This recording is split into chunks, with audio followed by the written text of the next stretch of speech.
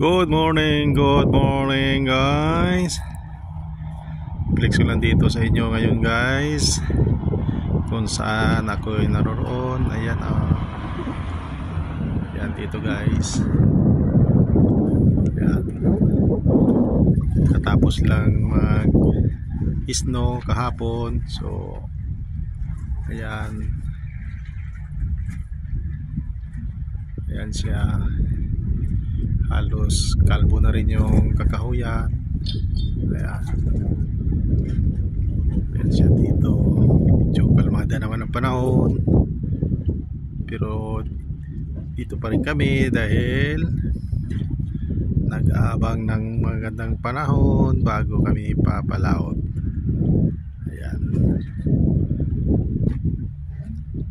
Ayan ang breakwater. Hello guys.